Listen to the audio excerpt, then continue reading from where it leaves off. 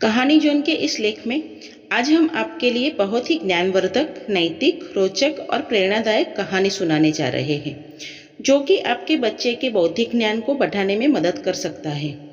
यह कहानी आपके बच्चे की सकारात्मक सोच और आत्मविश्वास को मजबूत करने में भी सहायक होगी, जबकि इस कहानी के माध्यम से बच्चे के अंदर व्यावसायिक ज्ञान भी प्राप्त होगा, जो कि इस प्रकार है। यह कहानी दो दोस्तों की है जो बहुत करीब होने के कारण आगे की पढ़ाई न करने पाने की वजह से अपने परिवार का जीवन यापन करने के लिए हमेशा चिंतित रहते थे। एक दोस्त का नाम रामू था, दूसरे का नाम श्यामू था।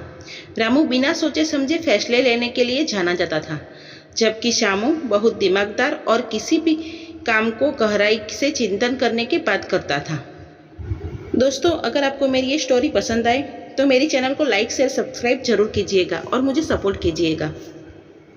अब स्टोरी को आगे सुनिए।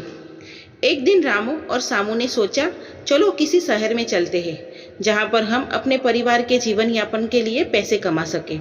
अगले दिन दोनों ने सुंदरपुर नामक शहर के लिए निकल गए, जहां पर उनके कुछ रिश्तेदार रहते थे। उन्हीं के पास रहकर दोनों नौकरी की तलाश में जुट गए। इस शहर में दोनों को रहते हुए कई दिन बीत गए थे। रामू और श्यामू को किसी भी प्रकार की नौकरी नहीं मिल पा रही थी। दोनों अब बहुत निराश हो चुके थे। बस यही सोचते थे कि कोई नौकरी नहीं मिल पा रही है, हमारे परिवार का भरण पोषण कैसे होगा। एक माह के बाद अब दोनों ने मन बना लिया कि चलो अब अपने गांव चलते हैं, वहीं पर ही कुछ करेंगे। अगले दिन दोनों अपने गांव जाने के लिए रेलवे स्टेशन पर पहुंचे थे। ट्रेन आने में देरी थी। दोनों बहुत मायूस थे और सोच रहे थे, हम अपने गांव में लोगों को क्या बताएंगे। तभी एक भले आदमी रहीम चाचा ने दोनों से पूछा, बेटा आप दोनों बहुत दुखी लग रहे हो, क्या बात है, मुझे बता सकते हो, शायद मैं आपकी कुछ मदद कर सकूं। रामू ने बोला, क्या बताऊं चाचा जी, मैं अपने गांव से इस शहर में नौकरी की तलाश में आया था, लेकिन हमें कहीं पर नौकरी नहीं मिल पाई, जिसके कारण हम लोग इस शहर को छोड़कर जा रहे हैं। चाचा ने बोला, बात इतनी सी बात पर आप लोग दुखी हो? आप लोग अगर हमारी कंपनी में नौकरी करना चाहो तो मैं दिलवा सकता हूँ। चाचा की बात सुन दोनों की आंखों में खुशी से चमक उठी और एक स्वर में बोले, हाँ हम दोनों करने के लिए तैयार हैं। चाचा के साथ दोनों दोस्त उनके घर गए और रात वहीं पर व्यतीत की। अगली सुबह चाचा जी अपने साथ दोनों को अपनी कंपनी में ले गए और अपनी कंपनी के मालिक से परिचय कराकर सारी बात बता दी।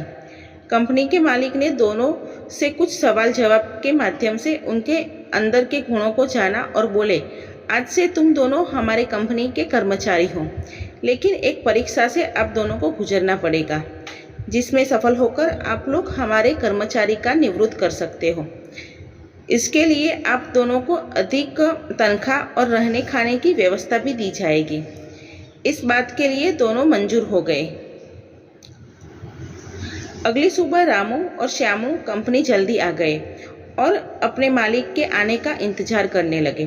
कुछ समय बाद कंपनी का मालिक भी आ गया और दोनों को समय पर कंपनी में देख खुश हो गया। रामू को एक बैग देते हुए बोला, इसके अंदर 10 जोड़े चप्पल और जूते हैं, जिससे आपको यहाँ से कुछ दूर शिवपुर नामक गांव में जाकर बेचकर आना है। रामू खुश हुआ और बैग लेकर चला गया। शिवपुर गांव पहुंचकर देखा तो किसी के पैरों में चप्पल जूते नहीं थे। रामू सोचने लगा, इस गांव में हम चप्पल जूते कैसे बेचेंगे, यहाँ तो कोई चप्पल जूते पहनता ही नहीं है, कौन लेगा हमारे चप्पल जूते। यह सब सोचकर रामू वापस कंपनी में आ गया। रामू को जल्दी कंपनी में वापस आया देख मालिक ने बोला, अरे रामू, तुम चप्पल जूते बहुत जल्दी बेचकर आ गए। रामू ने अपने मालिक को सारी बात बताई। मालिक मुस्कुराया और चुप हो गया। इस प्रकार मालिक ने वही बैग श्यामू को देते हुए वही बात फिर से दोहराई। श्यामू शिवपुर गांव पहुंचा। देखा तो सच में वहां कोई जूते चप्पल नहीं पहनता था। यह सब देख श्यामू की आंखों में खुशी की लहर दौड़ उठी। वह गांव वालों के पास गया और चप्पल जूते और उसके फायदे के बारे में लोगों को बताया। देखते ही देखते उसके सभी जूते और चप्पल कुछ मिनटों के अंदर बिक गए। श्यामू भागते भागते अपने मालिक के पास पहुंचा। श्यामू अपने मालिक से बोला, वहाँ पर किसी के पास चप्पल जूते नहीं हैं। हम पूरे गांव में चप्पल जूते पहना सकते हैं, जो कि गांव वाले मुझसे और मांग रहे थे। शामू की बातें सुन मालिक ने बोला, तुम परीक्षा में सफल हुए। आज से तुम हमारे सभी कर्मचारियों का नेतृत्व करोगे, जबकि शामू तुम्हारे साथ रहकर सीखेगा। उसी दिन के बाद शामू बहुत सारे चप्पल जूते बनवाने लगा और शिवराजपुर गांव के सभी व्यक्तियों को चप्पल जूते बेच दिए। सोच बदलो, जिस नज़रिए से लोग को देखोगे ठीक वैसे ही आपका यही दुनिया देखेगी।